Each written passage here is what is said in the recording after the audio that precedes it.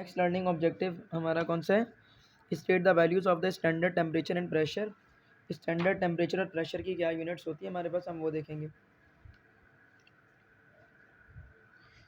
एक होता है सिस्टम ऑफ इंटरनेशनल की यूनिट और एक होता है स्टैंडर्ड वैल्यूज़।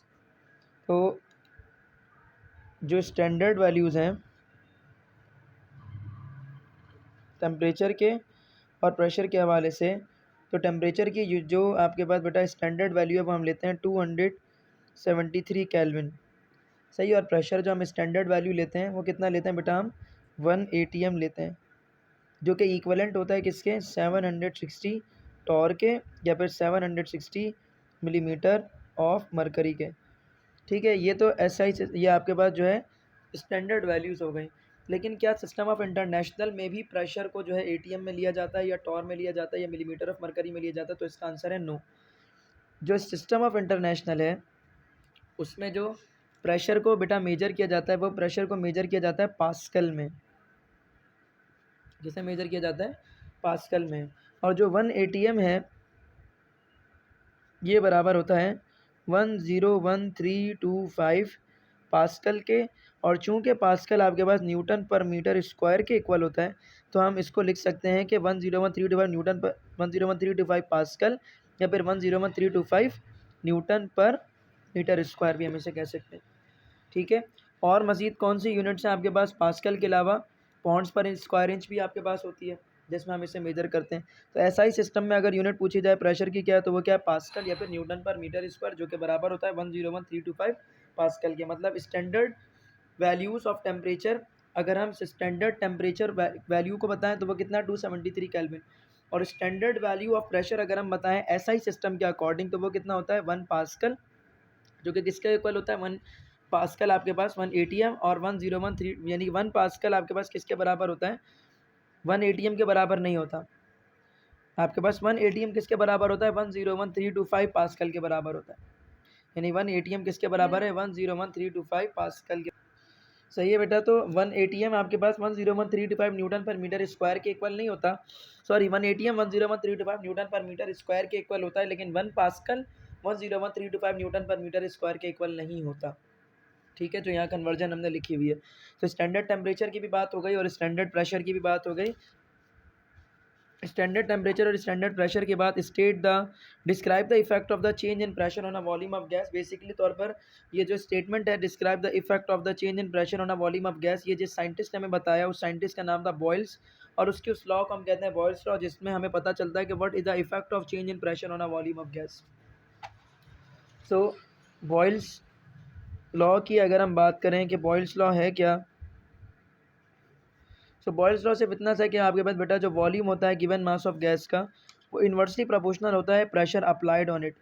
अगर वॉल्यूम आपके पास किसी गैस का इंक्रीज़ होगा तो जो प्रेशर होगा वो डिक्रीज़ होगा, और अगर वॉल्यूम डिक्रीज़ होगा तो उस पर प्रेशर जो हो जाएगा वो इंक्रीज़ हो जाएगा आपके पास। ठीक है, इससे जो रिलेशनशिप निकलता है वो ये निकलता है कि P1 V1 is equals to P2 V2 आपके पास निकलता है। सही है, तो बॉयल्स लॉ का रिलेशनशिप क्या बना, P1 V1 और P2 V2, और ये रिलेशनशिप किसके दरमियान में, there are the two factors pressure and volume. क्या चीज़ें इसमें कांस्टेंट रहेंगी, टेम्परेचर विल रिमेन्स कांस्टेंट।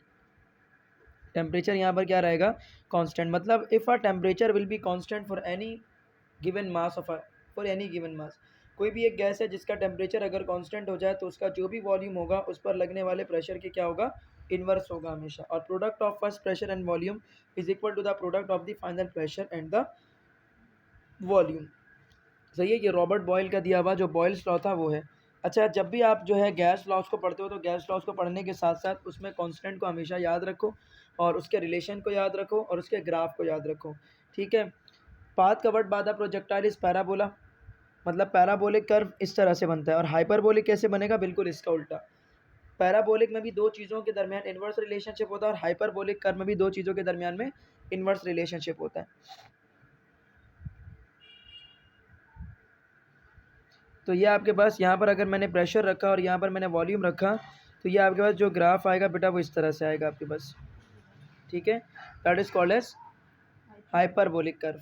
इसे हम क्या बोलेंगे, हाइपरबोलिक कर्व। और ये हाइपरबोलिक कर्व में ये जो लाइन है ये किसको रिप्रेजेंट कर रही है बेटा, ये आइसोथर्म को रिप्रेजेंट कर रही है। मतलब टेम्परेचर विल रिमेन्स कांस्टेंट। अब फॉर एग्जांपल मैंने टेम्परेचर चेंज कर दिया, मतलब उसी सैंपल को पहले मैंने 25 डिग्री सेल्सियस रखते हुए उसका प्रेशर और वॉल्यूम का रिलेशन देखा। अब मैंने उस गैस का टेम्परेचर बढ़ाकर 30 डिग्री सेल्सियस कर दिया और 30 डिग्री सेल्सियस कांस्टेंट रखते हुए उसका प्रेशर और वॉल्यूम का रिलेशनशिप देखा। अगेन मेरे पास मुझे क्या मिला बेटा, ऐसे ही कर्व मिला। तो यहाँ पर जो आपके पास आइसोथर्म, अब मैंने फॉर एग्जांपल अब 30 डिग्री सेल्सियस कर दिया गैस के ऊपर और अब उसके प्रेशर और वॉल्यूम का रिलेशनशिप मैंने देखा। अगेन मुझे क्या मिला, आइसोथर्म। ये थोड़ा सा ख़राब बना ये कर्व,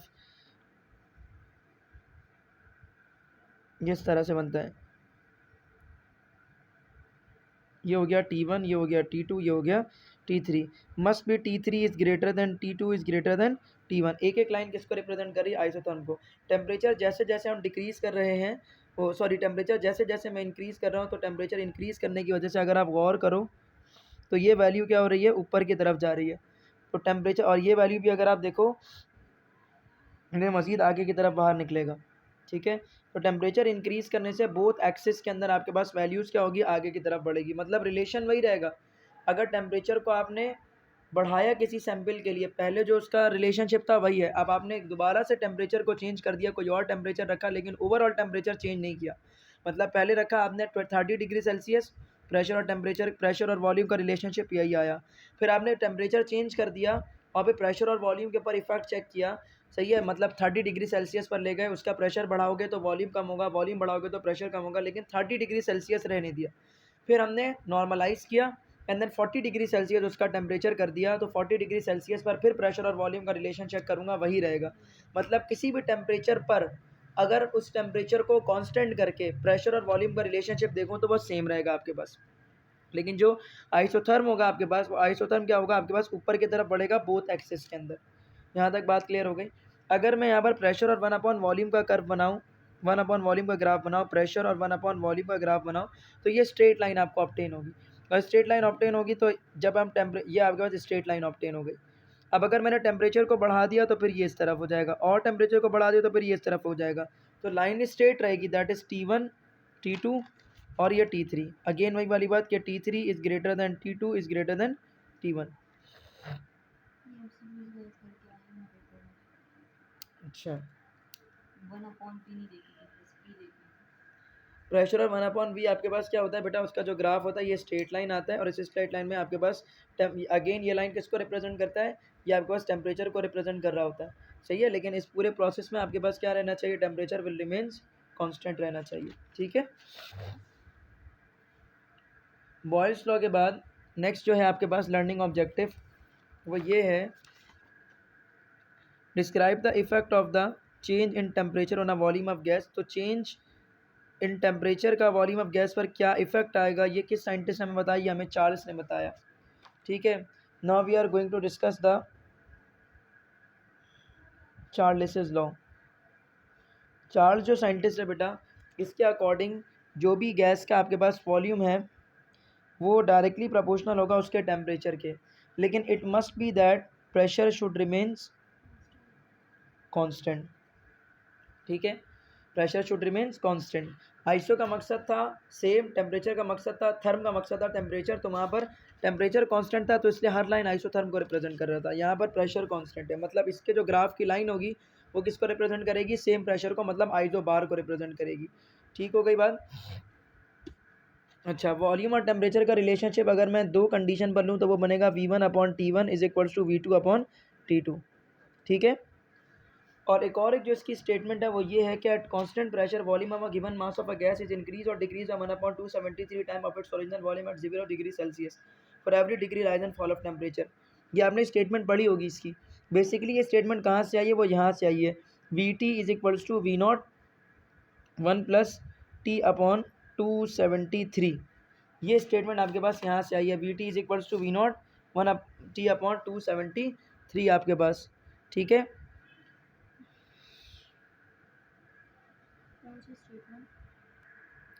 ये जो स्मॉल टी है इससे क्या मुराद है, temperature in any degree Celsius, मतलब 5 degree Celsius, 8 degree Celsius, 30 degree Celsius, 20 degree Celsius, उस पर क्या वॉल्यूम होगा।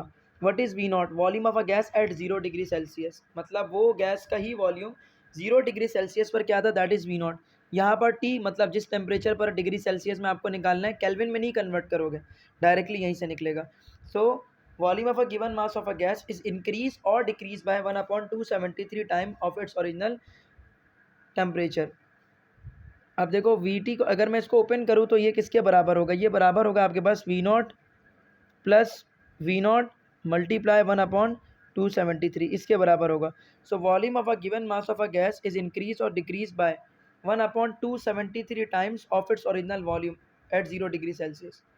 मतलब इसको अगर मैं मल्टीप्लाई कर दूँ तो ये किसके बराबर होगा, v naught plus we naught upon 273 होगा।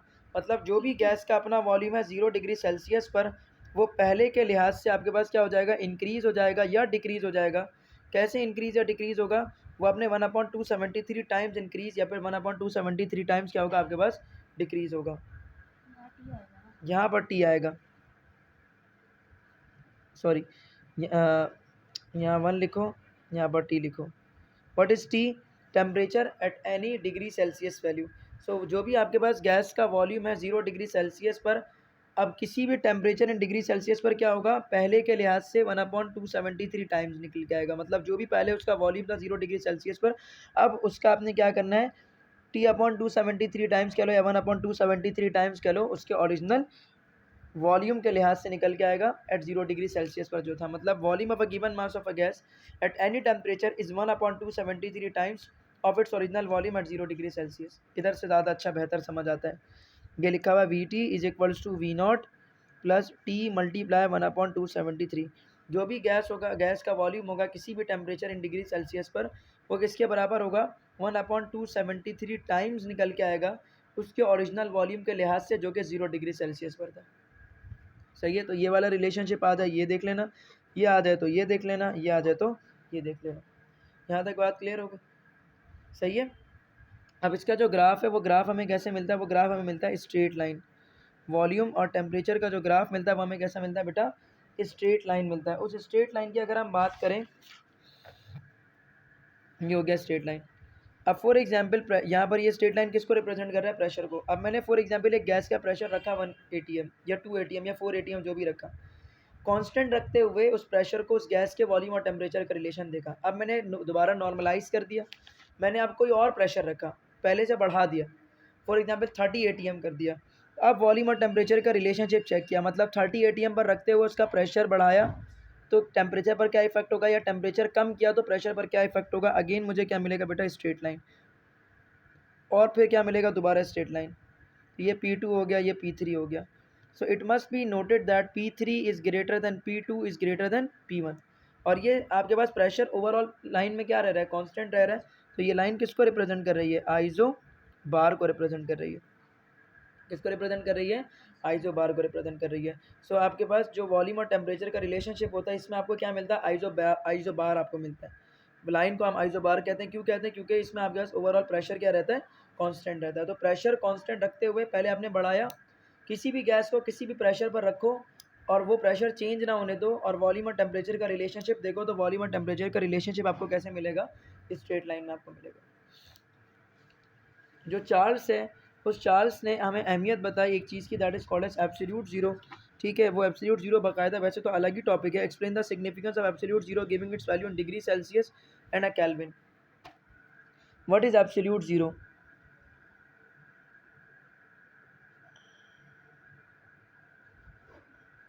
point at which molecular motion of gas molecules ceases। वो पॉइंट जिस पर गैस मॉलिक्यूल्स की जो मोशन है वो सीज हो जाए, रुक जाए। Point eight which volume of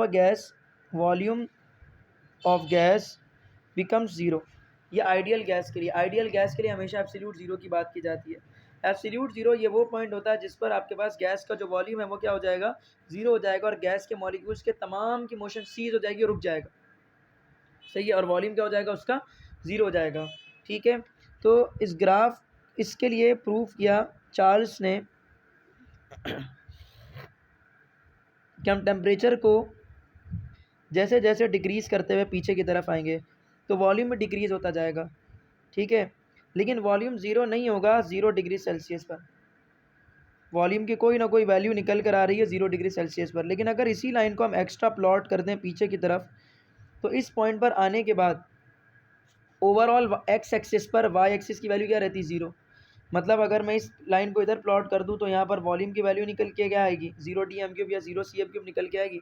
तो इस पॉइंट पर जिस पर आपके पास एब्सोल्यूट जीरो आ रहा है, मतलब volume of a gas will become zero, absolute zero, इस वक्त जो टेम्परेचर होगा वो सेल्सियस में क्या होगा, टेम्परेचर इन डिग्री सेल्सियस की अगर हम बात करें तो वो होता है -273.16 डिग्री सेल्सियस। और यहाँ पर केल्विन स्केल को अगर हम दरियाफ्त करें तो केल्विन में क्या वैल्यू होगी, वो होगा 0 केल्विन। सही है। एब्सोल्यूट जीरो इसको हम कहते हैं, या फिर 0 डिग्री ऑफ एब्सोल्यूट स्केल भी कहते हैं, 0 degree of absolute scale of temperature. Absolute scale कह लो या एब्सोल्यूट स्केल ऑफ टेम्परेचर कह लो, एक ही बात। मतलब जो एब्सोल्यूट टेम्परेचर का स्केल है उसमें ज़ीरो क्या होता है, उसमें ज़ीरो वो पॉइंट होता है जहाँ पर volume of any gas will be zero, जो कि सेल्सियस स्केल में किसके बराबर होता है, -273.16 डिग्री सेल्सियस के बराबर। निकालना चाहो निकाल सकते हो। टेम्परेचर केल्विन में निकालने के लिए जो भी टेम्परेचर होता है डिग्री सेल्सियस में, उसमें 273 को ऐड कर दें, 273 को ऐड करेंगे, 0.16 को ऐड कर दें, बेसिकली 273 का हम ऐड करते हैं। ठीक है। तो टेम्परेचर इन केल्विन निकालना चाहते हो, टेम्परेचर इन डिग्री सेल्सियस की वैल्यू रखो, -273.16 रख लो या -273 रख लो, और ये प्लस का 273 फार्मूला का, तो ये कैंसिल हो जाएगा, अप्रॉक्सीमेटली कैंसिल हो जाएगा। ये कितने निकलेगा, माइनस का 0.16 निकलेगा, जो कि अप्रॉक्सीमेटली इक्वल्स टू हम 0 ही कंसीडर करेंगे। ठीक है। तो केल्विन स्केल में आपके पास यहाँ पर वैल्यू क्या निकल के आती है, 0 ही निकल के आती है, 0 केल्विन या सिर्फ 0 हम इसे कह सकते हैं। So the point at which molecular motion ceases, molecules becomes stop, molecules don't move, volume will become zero, उस पॉइंट को हम क्या कहते हैं, एब्सोल्यूट जीरो या फिर 0 degree absolute scale of temperature का। यहाँ तक बात क्लियर हो गई।